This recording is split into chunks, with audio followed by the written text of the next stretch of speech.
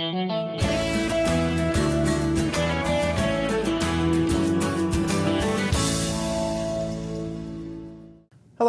my name is Bob Thomas. And I'm Sarah Johnson. On behalf of Ada County Elections, we'd like to welcome you and invite you to sit back and learn more about your duties as a future Ada County poll worker. We also want to thank you.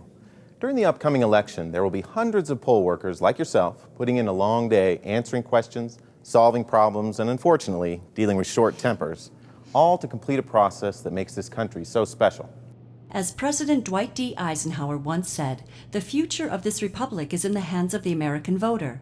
Later, the Reverend Martin Luther King Jr. would call voting the foundational stone for political action.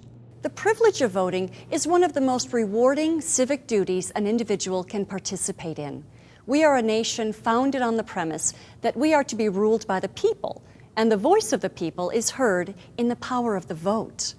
The voting process in America is truly unique. On Election Day, there will be up to 145 polling stations in Ada County empowering voters with the voice of government. Whether it's a school, church, fire station, or community center, the goal at each polling station is the same: to get the voter in and out as efficiently as possible while assuring the process remains unbiased and accurate. Each polling station is headed up by the chief judge. You should think of the chief judge as the foreman or manager on duty.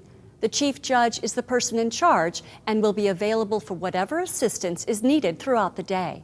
The polling station is broken down into 5 primary areas: registration, poll book, issuing, voting booths, and receiving. It's fairly obvious what goes on in the voting booth. That's where the voters vote.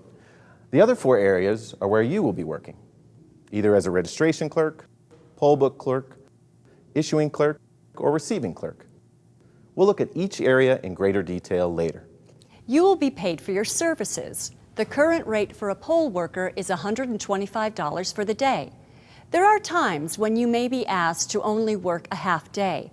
For example, we may have a group of workers with such a large number that the only way they can each have a chance to work is by having them work half days. If during the day someone does end up leaving early, say to illness, they'll be paid by the hour.